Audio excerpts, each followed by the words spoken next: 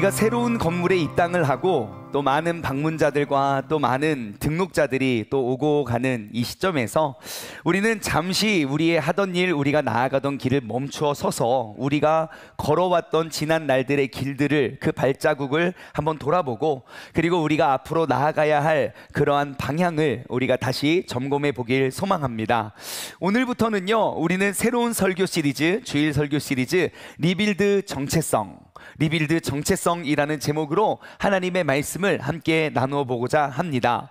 우리의 이번 시리즈의 목표는요, 지난 7년 동안 우리가 어디를 바라보면서 지난 7년간의 발자취를 우리가 걸어왔으며, 그리고 현재 우리는 어디쯤 위치해 있고 앞으로 우리는 어디를 향해 나아가야 하는지 다시 한번 돌아보고 또 새롭게 다짐하는 시간이 되길 소망합니다.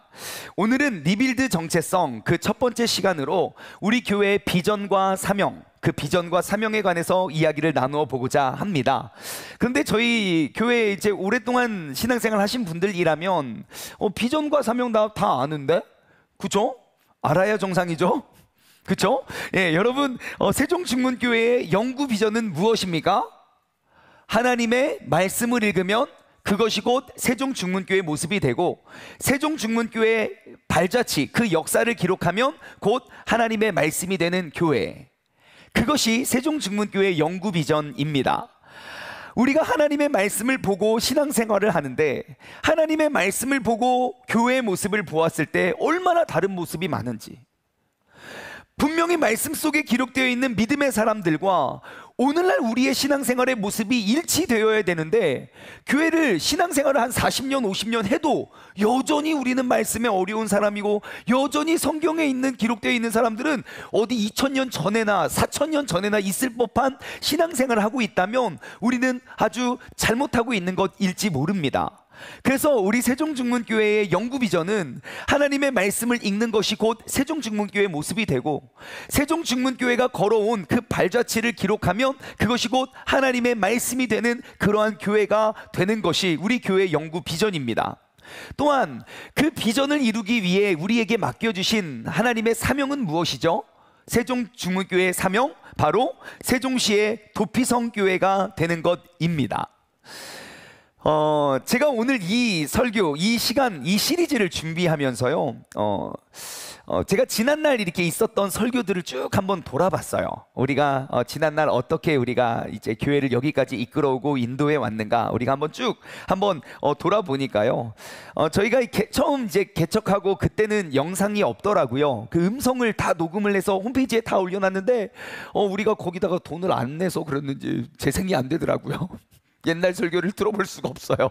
그래가지고 제가 유튜브 영상에 올라온 때부터 이제 쭉 영상을 이제 몇 개를 봤는데요.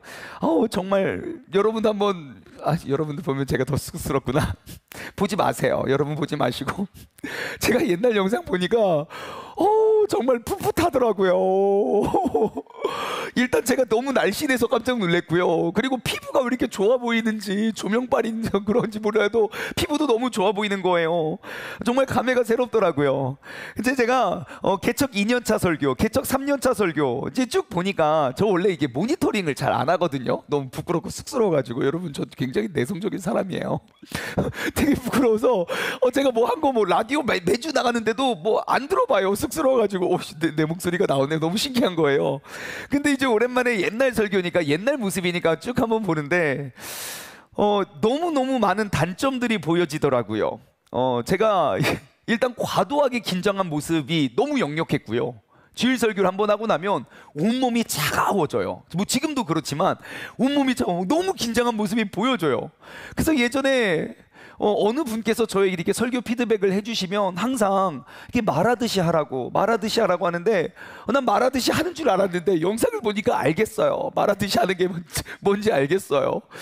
그리고 또 한 가지 단점은 한 단어 왜 이렇게 힘을 주었는지 모르겠어요.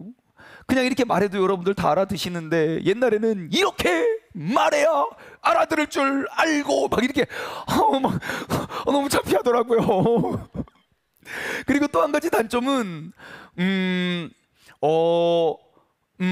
되게 많이 하더라고요. 여러분 다 알고 계시는군요.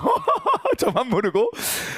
너무 창피한 거예요. 제가 옛날에 개척한 지 지금 이제 7년이 되었는데 아직도 이제 고치고 바꿔야 될 습관들이 너무 많이 있지만 그때 모습을 보니까 너무 부끄럽고 창피하더라고요. 그런데 여러 가지 단점들이 있었지만 이 모든 단점을 지워내는 한 가지를 발견했어요. 이 모든 많은 단점들을 이렇게 하나로 이렇게 감쌀 수 있는 하나의 장점을 발견했는데 그게 뭐냐면 열정이더라고요. 열정. 아주 뜨거운 열정 하나는 느껴지더라고요. 무슨 말이냐면 뭐 이러한 단점 저러한 단점이 있는데 이런 것들 단점이 크게 보이기보다는 그래도 이 사람이 무슨 말을 하는지 어떠한 마음으로 전하는지는 보여지더라고요. 그 애타는 마음. 이렇게까지 힘을 주면서 설교를 했어야 됐나? 라고 물어보면 그러한 생각이 들 정도로 왜 이렇게 오바해? 이름이 충만이라서 그래요, 여러분. 어쩔 수 없어요. 자, 그런데 그런 열정 하나만큼은 그대로 느껴지더라고요. 물론 이러한 부족함이 있고 이러한 연약함이 있지만 그래도 저 사람이 뭘 외치는지 좀 심정은 이해가 된다. 좀 말의 기술은 좀 우둔하고 좀 부족할지라도 그래도 저 마음은 알겠다.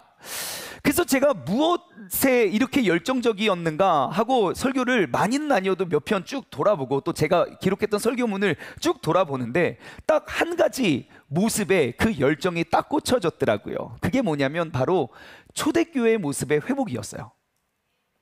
어떻게 해서든지 그 초대교회의 모습을 회복하기 위해서 진짜 혼자서 얼마나 제가 몇 개 설교를 돌아보는데 우리 교회 괜찮은 교회거든요. 우리 성도님들 진짜 좋은 분들이거든요. 근데 거기다 대고 제가 말씀과 같아야 된다고 여기서 멈추면 안 된다고 또 엄청난 또 당근을 줘도 부족할 판에 채찍을 계속해서 그랬더라고요.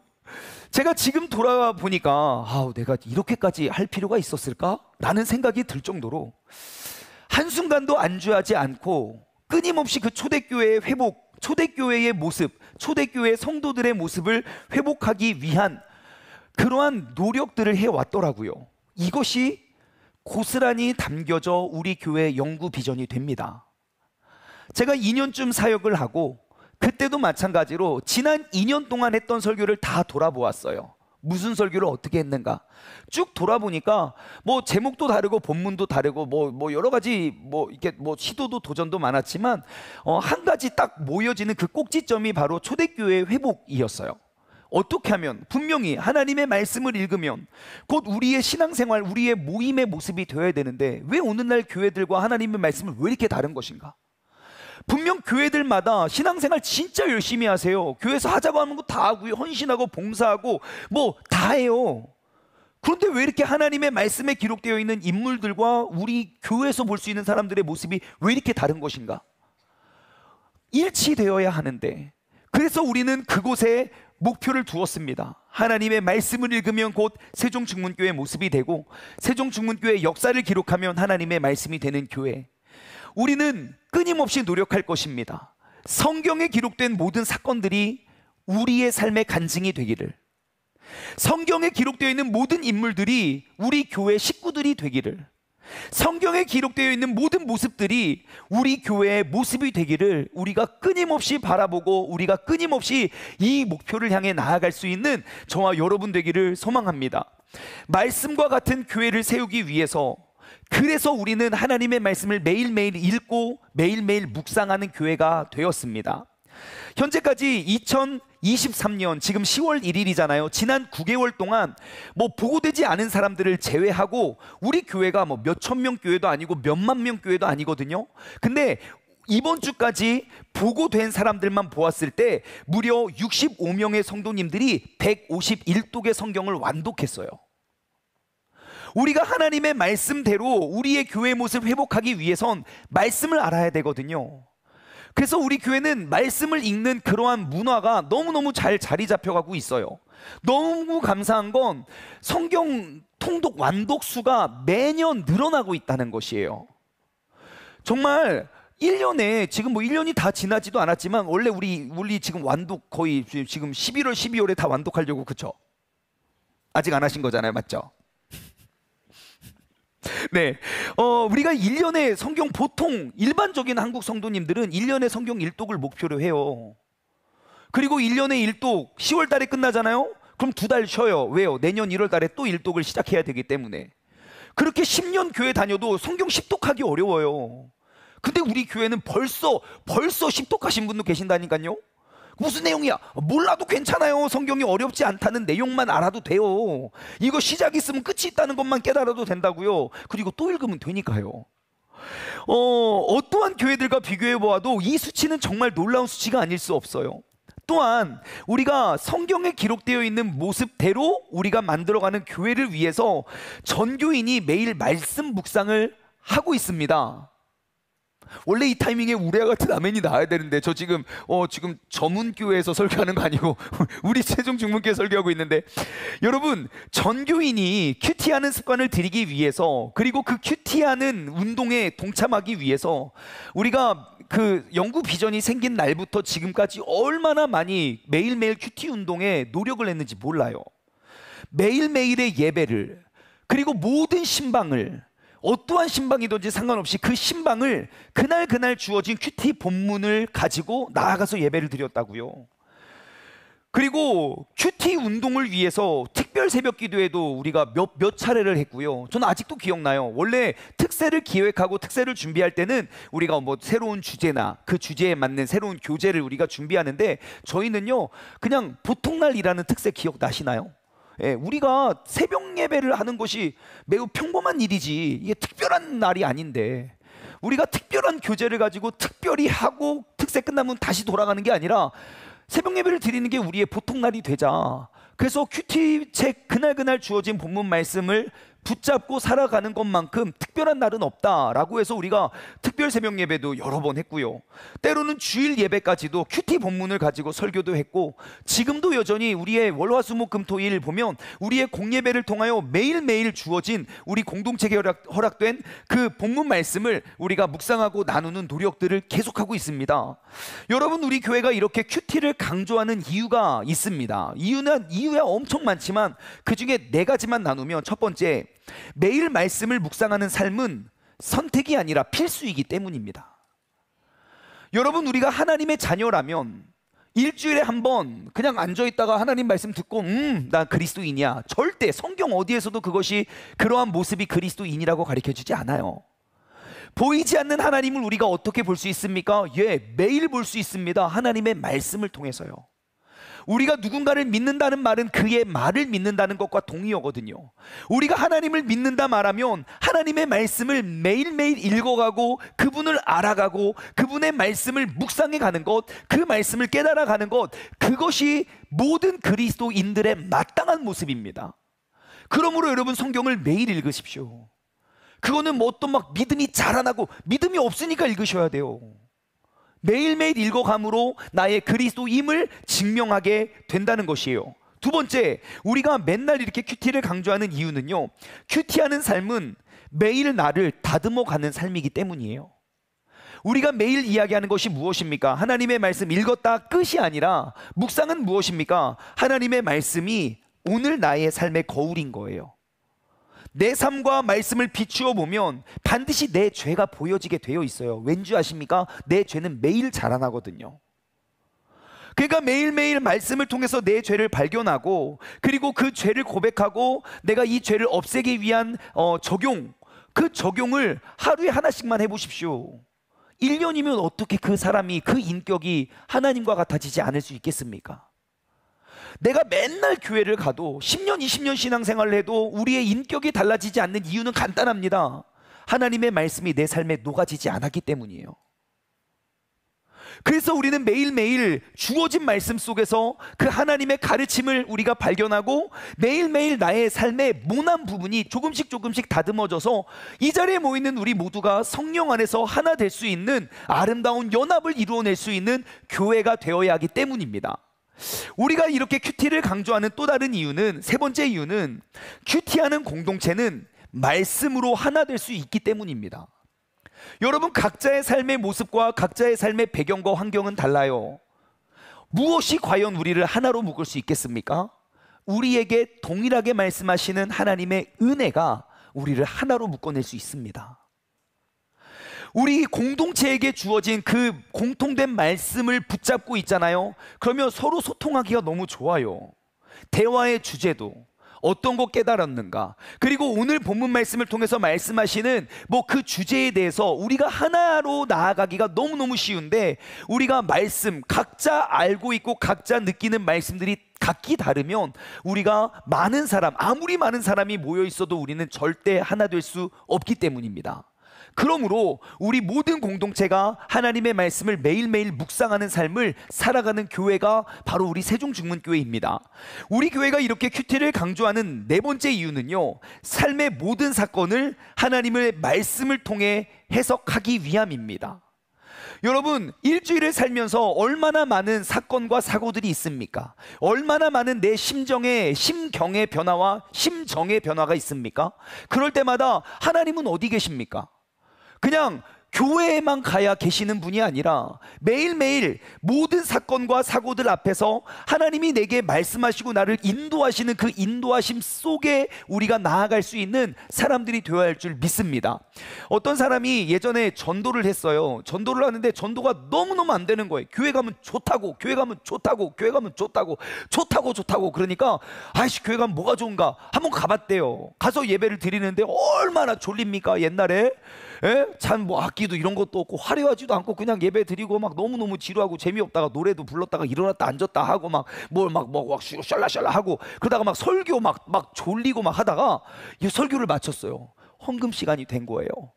헌금 바구니를 뒤에서부터 쫙 돌리는데 자기는 교회를 처음 갔으니까 이게 뭔가 하고 봤더니 사람들이 그 바구니에다가 손을 넣었다가 뺐다가 넣었다가 뺐다가 넣었다가 뺐다가 하는 거예요. 이게 뭐지? 그래서 자기 차례 가서 손을 딱 넣었어요. 돈이 잡히는 거예요. 이래서 교회가 좋다고 하는구나 라고 해서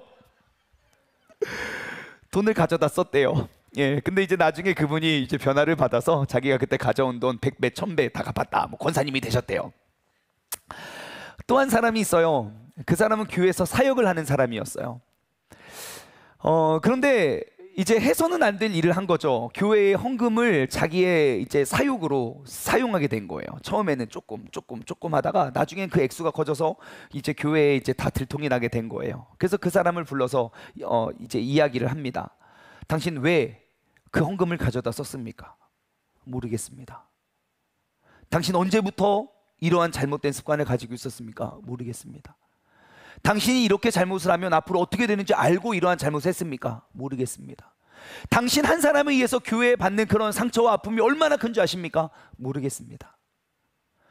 여러분, 하나님의 말씀이 내 눈앞에 펼쳐져 있는 어떠한 사건 속에 떠오르지 않으면 여러분, 말씀을 모르는 사람과 똑같습니다. 그래서 우리는 하나님의 말씀을 주야로 묵상하고 우리는 깨달아야 돼요. 그때 그 사건 속에서 나에게 주시는 하나님의 말씀으로 내가 해결하기 위해서. 여러분, 우리의 성령님은 언제나 우리 안에서 말씀을 생각나게 하시는 분입니다. 그렇기 때문에 우리는 성령 충만해야 되는 것이에요. 성령님의 인도하심과 성령님의 가르침 없이는 하나님의 말씀을 내 마음과 머릿속에 새겨놓을 수가 없는 것이에요. 그래서 우리는 매일매일 낮이고 밤이고 하나님의 말씀을 통해서 내가 대면하고 직면하는 그런 모든 사건과 사고들의 그 상황 가운데 인도하시는 하나님의 말씀을 우리는 기억해야 돼요. 그래서 우리는 매일매일 말씀 묵상을 강조하는 것입니다. 지난 5년 동안 열심히 말씀 묵상 강조하니까 매일매일 큐티 하시는 분이 우리 교회 몇 %나 될까요? 여러분들의 표정을 보아하니 금방 알 수 있겠어요. 옆 사람에게 다시 한번 인사합시다. 매일매일 큐티 합시다. 시작. 이렇게 안 하실 것 같은 말투로 이렇게 우리가 매일매일 큐티 하자는 이 운동을 여러분, 아무튼 제가 여러분들과 함께 신앙생활 하는 언제까지가 될지 모르지만 그날까지 저는 맨날 외칠 줄 믿습니다. 그러므로 좋은 말로 할 때 우리가 매일매일 말씀 묵상합시다.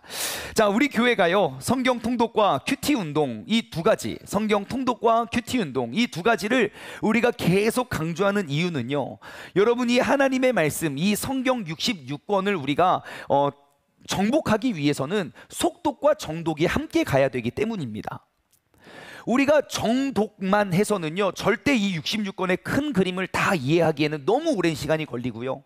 반대로 우리가 속독만 해서는 이 말씀의 깊이의 그 진가를 발견하기가 어렵습니다. 그러므로 꼭 매일매일 성경 통독과 정독을, 말씀 묵상과 그리고 성경 통독을 꼭 함께 갈 수 있는 우리 교회 모든 성도님들 되기를 주님의 이름으로 간절히 소망합니다. 세종중문교회의 사명은 바로 세종시의 도피성이 되는 교회입니다. 구약성경 민수기 35장, 신명기 19장, 여호수아 20장, 이 세 곳에 도피성이라는 그러한 가르침과 도피성이라는 장소에 대한 설명이 아주 잘 되어 있는데요. 그 중에 오늘 여호수아 20장 말씀을 통해서 우리가 도피성 교회는 과연 무엇인가? 예전에는 어떠한 추상적인 개념이 있었어요. 예전에는 그랬어요. 그래서 우리가 뭔가 도피처가 되고 그들을 끌어안아야 되는 그러한 막연한 이제 그러한 생각들이 있었지만, 이제는 말씀을 통해서 과연 도피성 교회는 어떠한 모습 교회인지를 우리가 좀 더 세부적으로 나눠보기를 원합니다. 자, 도피성은 바로 이러한 곳입니다. 오늘 본문 말씀 3절과 4절 말씀을 보면요, 알 수 있는데, 부지 중에 실수로 사람을 죽인 자를 그리로 도망하게 해라. 자, 부지 중에 실수로 사람을 죽였어요. 나는 실수했고 어쩌면 그 실수가 내 인생의 실패가 될 수 있어요. 하지만 그에게는 한 가지 희망이 있어요. 원래 모세의 율법대로라는 희망이 없거든요. 눈에는 눈, 이에는 이. 내가 살인에는 살인으로 되갚음을 당하는 것이었어요. 나의 실수든 실패든 나는 이미 실패한 인생이었지만 그들에게 한 번의 기회가 생긴 거예요. 바로 도피성이라는 소망이었어요. 부지 중에 실수한 사람을 죽인 자를 그리로 도망하게 해라. 이는 너희를 위해 피해 보복자들이 피할 곳이니라. 피해 보복자들이 달려왔을 때 그들이 도망하고 피할 수 있는 그곳으로 피한 거예요. 그곳은 어떠한 곳입니까? 4절, 이 성읍들 중에 그 6개의 도피성 중에 하나에 도피하는 자는 그 성읍에 들어가는 문 어귀에 서서, 문 앞에 서서요, 그 성읍의 장로들의 귀에 자기의 사건을 말하고 그들을 성읍에 받아들여 한 곳을 주어 자기들 중에 거주하게 하고. 여러분, 도피성 교회는 어떠한 곳인 줄 아십니까? 바로 잘못된 실수의 모습 그대로 찾아갈 수 있는 교회입니다. 피해 보복자들로부터 도망하여 피해가는 곳입니다. 다시 말해, 내가 있는 모습 그대로, 내가 죄인된 모습 그대로, 상처 입은 모습 그대로, 아직 회복되지 않은 모습일지라도 그 모습 그대로 언제든지 찾아갈 수 있는 곳이 바로 교회입니다.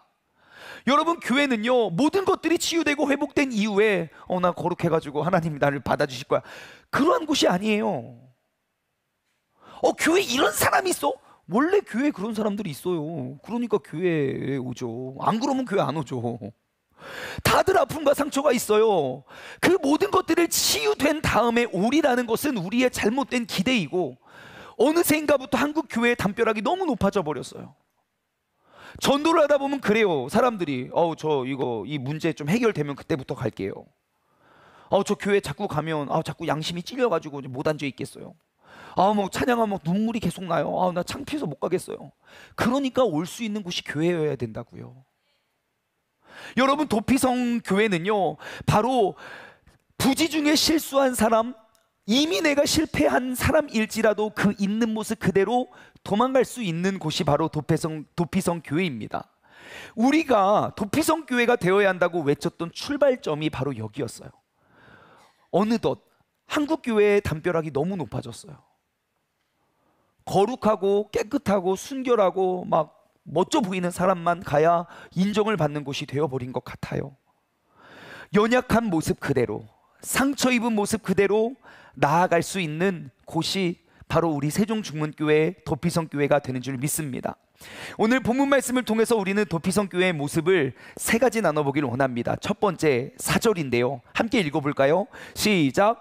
이 성읍들 중에 하나에 도피하는 자는 그 성읍에 들어가는 문 어귀에 서서 그 성읍의 장로들의 귀에 자기의 사건을 말할 것이요, 그들은 그의 성읍에 받아들여 한 곳을 주어 자기들 중에 거주하게 하고. 여러분, 도피성 교회는 어떠한 교회입니까? 자기의 사건을 말하는 교회입니다. 어떠한 교회라고요? 자기의 사건을 말하는 교회. 여러분, 세종중문교회가 도피성 교회라면 여러분, 우리 교회는요, 이야기를 하는, 나누는 교회가 되어야 합니다. 생각해 보세요. 지금 내가 실수로 사람을 죽였다고요. 엄청나게 큰 사건 아닙니까? 그리고 나를 죽이고자 피해 보복자가 나를 쫓고 있어요. 열심히 도망가서 간신히 도피성에 도착했어요. 그 문 어귀에서 장로가 기다리는 거예요. 거기서 나의 사건을 이야기하는데 거기 가서 무슨 말 하겠습니까? 지금 내가 가장 문제 있고 지금 내가 가장 위태하고 위급한 그 상황을 설명하겠지요. 딱 거기 가가지고 막 살인 피해 보복자 쫓아오는데 막 장로님이 막 너무 멋있어. 저 여기 왜 왔냐면요, 막 도도하게 그렇게 말하는 거 아니잖아요. 그냥 있는 모습 그대로 와서 나의 삶, 나의 죄를 다 고백할 수 있는 것, 자신의 문제와 자신의 상처와 자신이 처한 상황에 대해서 이야기를 편히 나눌 수 있는 곳이에요. 그래서 도피성 교회인 세종중문교회는요, 우리가 양육을 하는 띵크 양육이라는 공동체와 그리고 우리 셀 모임이라는 공동체를 통하여 우리의 모든 죄를 쉽게 우리가 마음 열고 고백하는 그러한 공동체가 준비되어 있습니다. 정말 감사하고 너무너무 좋은 건 우리는 그런 모임들 가운데 우리의 죄를 서스럼 없이 고백하거든요.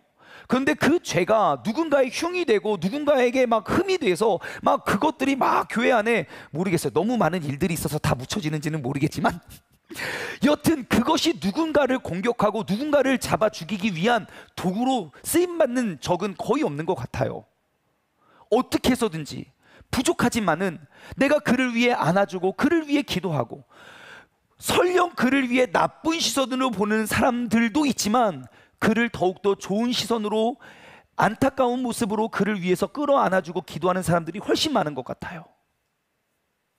그래서 우리 교회에서 신앙생활은요, 여러분 이 자리에 와서 예배 드리고 돌아가는 것이 도피성교회 성도의 모습은 아닐 거예요. 반절짜리예요.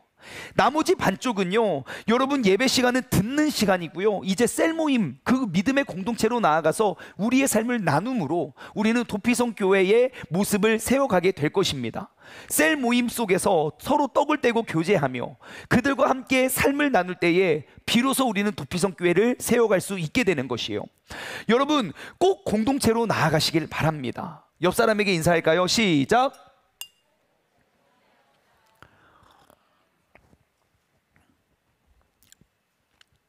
목사님, 저는 별다른 문제가 없어요. 그러니까 나아가셔야 돼요. 왠지 아세요? 힘들고 어려운 사람 일으켜 세워주기 위해서요. 그러다가 언젠가는 나도 넘어질 때가 있어요. 하지만 걱정하지 마십시오. 나를 일으켜 세워줄 공동체가 있으니까요. 내가 혼자이니까 나아감이 두렵고 혼자이니까 넘어짐이 무섭지, 함께라면 넘어지고 쓰러지는 게 무섭지 않습니다. 나를 함께 일으켜 세워줄 수 있는 공동체가 있으니까요. 또한 우리는 이미 알고 있습니다. 죄는 고백되어질 때 힘을 잃어버린다는 사실을요. 내가 죄가 내 안에 있으니까 이 몸이 그 죄 가운데 우리가 공격을 당하지, 여러분 죄를 고백하면요, 고백하는 순간 힘을 잃어버립니다. 더 이상 나를 죽이는 죄가 되지 않고 나를 위해 기도하는 기도의 제목이 되기 때문이죠. 그러므로 여러분 믿음의 공동체 안에서 죄를 고백하는 것을 두려워하지 마십시오. 어떠한 아픔과 상처, 나 이거 평생 처음 이야기하는 건데 하고 나누잖아요. 그럼 금방 깨닫습니다. 남들은 별로 나의 삶에 관심이 없다는 걸 금방 깨달아요. 나만 진지해, 나만. 각자 다 힘든 일들이 다 있어서 그냥 편안하게 들을 수 있어요. 그러므로 여러분 우리의 믿음의 공동체 안에서 우리의 죄를 고백하고 나누는 게 도피성교회. 두 번째 5절입니다. 5절 말씀을 함께 읽어볼까요? 5절 말씀 성경 있으신 분들 읽어볼게요. 시작. 피해 보복자가 그의 뒤를 따라온다 할지라도 그들은 그 살인자를 그의 손에 내주지 말지니 이는 본래 미워함이 없이 부지중에 그의 이웃을 죽였음이니라. 여러분 도피성 교회는 보호하고 안아주는 교회입니다. 5절 말씀에 보면 이 사람이 지금 살인을 저지르고 도망갔단 말입니다. 그래서 그 장로 앞에서 그런 삶을 이야기할 때에 여러분 그 사람이 변화되었습니까? 아니에요. 지금 죄 짓고 도망왔어요. 그 사람이 어떻게 새로워졌습니까? 너가 새로워지면 우리 공동체에 포함시켜 줄게. 너 그러한 모습으로 우리 공동체 못 와. 그런 상황이 아니잖아요. 여전히 죄인된 모습이고 갓 죄를 지은 모습이라고요. 근데 그의 이야기를 듣고 도피성은 그를 안아주고 보호해 주었어요. 왜냐? 그를 보호해 주어야 그를 회복시킬 수 있거든요. 만약에 도피성 교회에서 내치는 그러한 내처짐을 당하는 모습이 있다면 물론 뭐 다른 교회 갈 수도 있겠지요. 하지만 우리가 그 영혼의 회복의 기간이 너무너무 어려울 것이라는 것이에요. 도피성은 바로 이러한 곳입니다. 그의 상태 그대로를 품어주는 것, 우리가 수용하는 것. 여러분, 우리가 누군가를, 나와 다른 누군가를 우리가 안아주고 품어주는 것은 진짜 쉬운 일이 아닙니다. 정말 쉬운 일이 아니에요. 우리가 세상에서 제일 사랑한다고 한 사람을 골라서 결혼을 했는데 그 인간 하나 품어주기가 쉽습니까? 어렵습니까? 네? 세상에 30억 명은 남자고 30억 명은 여자인데 그 30억 명 중에 한 명 골라서 내가 결혼을 했는데 그 한 사람도 품어주기가 어려운데 무슨 다른 사람들을 내가 품어줍니까? 예, 여러분, 우리가 누군가를 품어줄 수 있는 유일한 열쇠는 하나밖에 없습니다. 그리스도의 사랑이요. 사랑을 제외하고는 절대 누구도 품어줄 수가 없어요. 반대로 우리가 그 사랑을 붙잡고 있으면 누구든지 품어줄 수 있습니다. 여러분, 우리의 포용력을 넓혀가야 돼요. 도피성 교회 성도님이라면요, 끊임없이 나의 포용력이 넓어지는 것이 우리 교회 교인의 모습이 되어야 되는 것이에요. 처음에는 내가 이해할 수 없어요. 어떻게 인간이 저럴 수 있어? 예. 하지만 내가 나 같은 죄인도 사랑하여 주신 하나님이 계신데 그와 갈등을 통해서 그를 품어내요. 그럼 그와 비슷한 사람은 다 품어줘요. 그럼 또 어떻게 됩니까? 또 그와 다른 사람이 나타나요. 하나님, 왜 나에게 이렇게 어려운 사람을, 나에게 나 너무 힘들어가지고. 여러분, 내가 신앙생활 하다가 정말 내가 품기 어려운 사람들이 나타나면요, 꼭 기억하십시오. 그때가 바로 내 사랑의 포용력을 넓힐 때예요. 내가 못 품으니까 갈등이 있는 거예요. 품어주면 갈등이 없다고요. 그러므로 그래서 하나님이 계속 우리에게 힘든 어려운 상처를 계속 가져다 주시는 거예요. 왜요? 우리를 계속 성장시키기 위함이지요. 목사님, 제가 왜 저 사람을 품어야 되나요? 답은 간단해요. 예수님께서 그러하셨기 때문에요. 예수님은 항상 모두가 피하고 돌에 맞고 욕하고 손가락질하는 그 사람들을 찾아가시오. 그들 대신 돌에 맞아 주셨거든요. 우리가 예수님으로 말미암아 그 사랑 안에서 사는 사람이라면 마땅히 우리가 예수님과 같아져야 되는 건 너무 당연한 일일 거예요. 목사님, 저 사람은 우리 공동체에 맨날 상처만 주잖아요. 아픔과 상처만 주잖아요. 우리 너무 힘들어요. 여러분, 생각해 보세요. 그러면 그 상처를 고칠 수 있는 약이 뭐겠습니까? 더 큰 상처를 주면 그 작은 상처가 고쳐질까요? 아니요. 묻혀질 수는 있지만 그 묻혀진 상처는 또 드러나겠지요. 여러분, 크던 작던 그 상처를 치유할 수 있는 유일한 치료제는 바로 사랑입니다.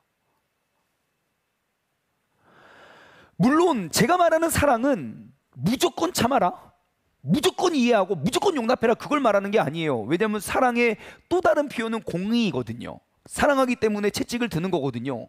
하지만 제가 말하는 것은, 우리가 말하는 사랑은 그 중심과 의도를 말하는 거예요. 나의 말을 통해서, 나의 행동을 통하여 사랑이 기반이 된 말과 행동이 나가야지 사랑이 없는 미움으로 우리가 접근하지 말자는 것입니다. 그렇다면 우리는 알 수 있지요. 하나님이 왜 나에게 이렇게 어려운 사람들을 붙여주셨는가? 내가 그 사랑을 품을 수 있는 사랑을 이미 주님께서 나에게 허락해 주셨다는 사실을요. 그래서 이 다양한 사람들의 모임을 가질 때마다 우리는 예수님을 더욱더 의지할 수밖에 없고 예수님의 사랑으로 우리는 더욱더 많은 사람을 품게 되는 것입니다. 마지막으로 6절 함께 읽어볼까요? 시작. 그 살인하는 회중 앞에 서서 재판을 받기까지, 또는 그 당시 대제사장이 죽기까지 그 성읍에 거주하다가 그 후에 그 살인자는 그 성읍 곧 자기가 도망하여 나온 자기 성읍 자기 집으로 돌아갈지니라 하라 하시니라. 여러분, 도피성 교회는요, 자기 집 자기 자리로 돌아가게 하는 교회입니다. 여러분, 회복은 무엇입니까? 회피는 회복의 과정이지 회복의 종착역은 아닙니다. 우리의 진정한 회복은요, 내가 이탈한 그 자리로 돌아가는 것이 회복입니다. 마귀는 끊임없이 나의 자리를 이탈하게 만들어요. 내가 있어야 할 그 자리를 떠나게 만드는 게 마귀예요. 내가 때로는 그에게 속아 넘어질 수 있고 쓰러질 수 있겠지요. 하지만 진정한 회복은 내가 떠났던 그 자리로 돌아가는 것입니다. 상처를 입은 자리로 돌아가도 내게 상처가 되지 않는 것, 여러분, 회피는 회복의 일부이지 온전한 회복은 될 수 없어요. 깨어진 관계로부터의 회복, 무너진 삶으로부터의 회복, 멀어진 관계로부터의 회복, 우리가 떨어진 그 곳으로 다시 돌아가 온전히 회복하는 모습을 우리는 이루어 나아가야 되는 것입니다. 하나님, 제가 많은 분들을 이렇게 만나보면 제일 힘들고 어려운 이제 대상이 억울함이에요. 그러니까 내가 잘못이 없다는 건 아니에요. 잘못이 하나가 있는데 하나에 대한 죄값이 너무 막 80, 90인 거예요. 너무너무 크고 너무너무 억울하고 이 억울함을 어떻게 해결할 수가 없는 게 너무 힘들더라고요. 근데요, 여러분, 억울함을, 예수님을 제외하고 그 억울함을 보면 세상에 어디에서도 누구도 그 억울함을 해결해 줄 수는 없습니다. 내가 그 억울함, 예를 들어 내가 80의 억울함을 당했어요. 내가 80을 그대로 되갚잖아요. 그렇다고 그 억울함이 해결될 것 같습니까? 아니요. 800을 쏟아부어도 해결되지 않아요. 하지만 우리가 그 억울함을 예수 그리스도 안에서 해석하면 금방 해결이 돼요. 하나님이 나에게 왜 이렇게 억울함을 주셨는가? 나와 같은 상처를 입은 사람을 고치는 치료제로 우리를 쓰기 때문이에요. 누가 그 억울한 마음을 이해하겠습니까? 억울함을 당해본 사람만 알아요. 누가 이 질병의 막막함을 누가 알겠습니까? 그 병을 알아본 사람만 알아요.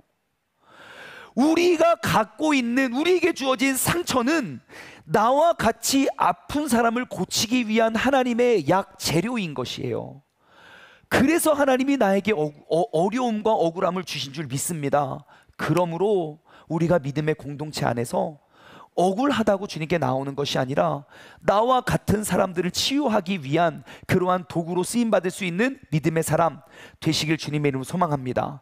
세종중문교회의 비전과 사명, 우리는 지금도 그리고 앞으로도 하나님의 말씀에 기록되어 있는 대로의 삶, 나의 그리스도인의 역사를 일기를 기록하면 곧 하나님의 말씀이 되는 교회를 회복하길 소망합니다.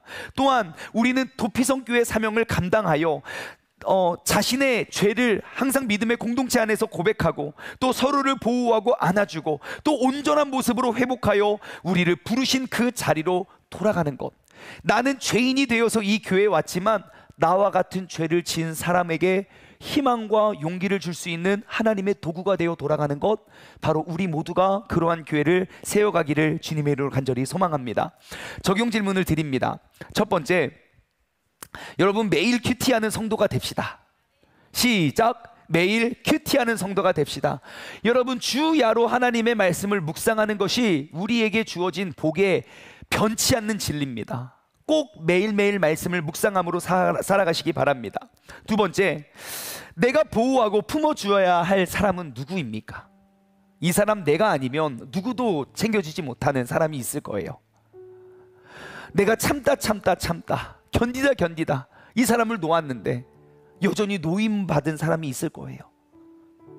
여러분, 내가 보호하고 품어주어야 할 그 사람, 반대로 말하면요, 하나님께서 내게 맡겨주시고 내게 보내주신 영혼은 누구인지 돌아보았으면 좋겠어요. 세 번째, 여러분, 내가 돌아가고 회복해야 할 자리는 어디입니까? 혹은 내가 회복해야 할 관계는 누구입니까? 우리 하나님의 말씀이 다시 나에게 들려진다면 이제 이 말씀으로 우리가 한 걸음 주님께 나아가길 원해요. 당연히 나의 힘과 나의 의지로는 못해죠. 그러니까 하나님께 더 매달려야죠. 우리가 도피성교회 성도로서 우리가 아름다운 그러한 교회를 우리가 세워가고 이루어가기를 소망합니다. 이 시간, 오늘은 우리 교회에 또 하나의 전통이 있습니다. 저희 세종중문교회는요, 매달 첫 예배, 새 달이 시작하는 그 첫 예배에 우리는 주의 만찬을 함께 나누거든요. 오늘 10월 1일이 되었어요. 그 10월 첫날 이제 첫 예배를 우리가 함께 드리게 되어서 우리가 주의 만찬을 나누길 원합니다. 오늘은요, 좀 평소 때랑은 좀 다른 우리가 방법으로 주의 만찬을 나누길 원하는데요. 오늘 주의 만찬은 one bread, one cup, 우리가 하나의 떡과 그리고 하나의 잔으로 하나님의 예수 그리스도의 그 성찬을 우리가 함께 나누길 원합니다. 고린도 전서 11장의 말씀을 보면요, 이렇게 기록되어 있어요. 내가 너희에게 전한 것은 주께 받은 것이니, 그러니까 주님께 받은 것을 이야기해요. 주 예수께서 잡히시던 밤에 떡을 가지사 그 떡을 축사하시고 떼어 이르시되 이것은 너희를 위하는 내 몸이니 이것을 행하여 나를 기념하라 하시고, 또 식후에 그와 같이 잔을 가지시고, 그와 같다는 건 무엇입니까? 또 그것에 축복하시고 잔을 가지시고 이르시되 이 잔은 내 피로 세운 새 언약이니 이것을 행하여 마실 때마다 나를 기념하라 하셨으니 너희가 이 떡을 먹으며 이 잔을 마실 때마다 주의 죽으심을 그가 오실 때까지 전하는 것이니라. 아멘. 오늘은요, 우리가 하나의 떡 하나의 잔으로 함께 성찬을 나누길 원합니다. 예수님께서 잡히시고 돌아가시기 전에 예수님께서는 자신의 모든 삶을 돌아보며 그들에게 기념하기 위하여 나는 곧 이 세상을 떠나지만 너희는 남겨져서 나보다 더 큰 일을 할 수 있는 사람들이다, 그들에게 자신의 몸과 우리를 구원해 주기 위한 그의 피를 흘려주셨습니다. 이 시간 우리가 함께 성찬을 나눌 때에 여러분 함께 기도하고 찬양하며 우리가 성찬에 참여하길 원합니다. 오늘 방법은요, 이렇게 했으면 좋겠어요. 이렇게 한 줄로 이쪽으로 나와서 제가 떼어주는 떡을 받으시고 그리고 잔에 찍어서 돌아가시면 돼요. 그리고 다 모두가 받은 다음에 함께 기도하고 함께 우리가 떡을 떼는 시간을 갖도록 하겠습니다. 그러면 우리 주 달려 죽은 십자가, 제가 기도한 후에 함께 찬양하면서 그리고 예수 그리스도의 우리를 위해 베풀어 주신 그 사랑을 기억하면서 기도하면서 우리가 이 성찬에 참여하길 원합니다. 함께 기도하겠습니다.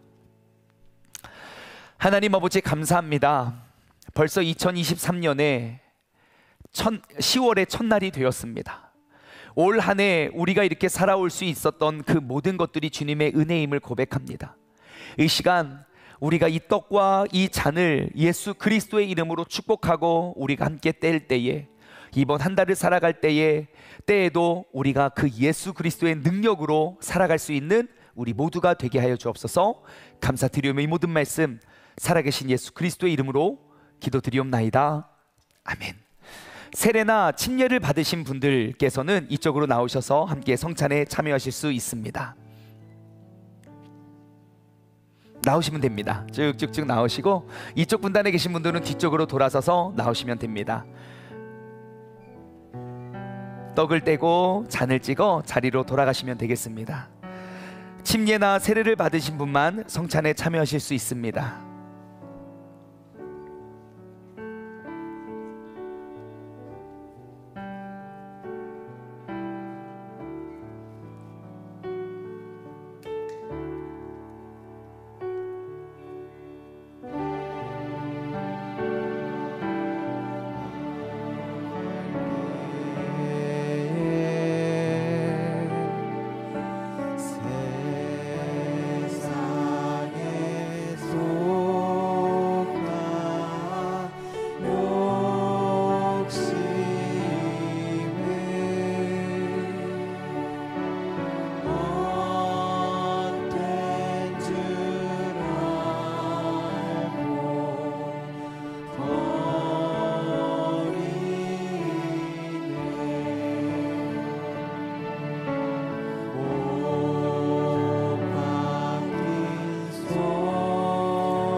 여러분, 받으신 떡과 잔은 함께 가지고 가셨다가요, 이따가 다 같이 기도하고 함께 떼도록 하겠습니다.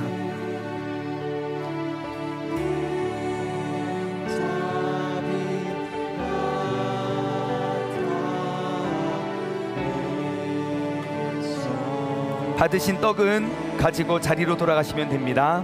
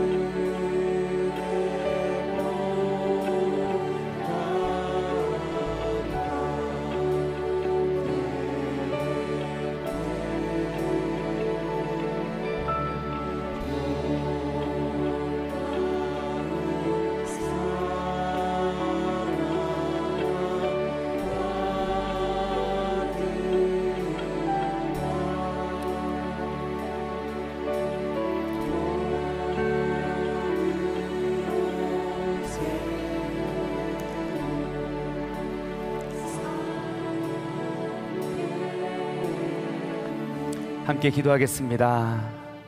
하나님 아버지 감사합니다.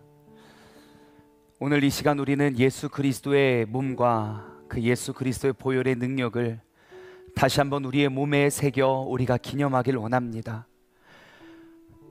주님께서 모든 사역을 통하여 우리에게 보여주셨고, 이제 남겨진 우리의 사명은 이보다 우리가 본 것보다 더욱더 큰 일을 감당하리라 약속하신 그 주님의 약속을 우리가 붙잡고 이제는 나아갈 수 있는 우리 모두가 되길 원합니다. 하나님, 이 시간 예수 그리스도의 몸과 그 피를 의미하는 작은 떡과 잔을 우리가 함께 뗄 때에 우리의 삶의 모든 회복이 온전히 이루어지게 하여 주옵소서. 축복하며 이 모든 말씀 살아계신 예수 그리스도의 이름으로 기도드리옵나이다. 아멘. 함께 떡을 떼겠습니다.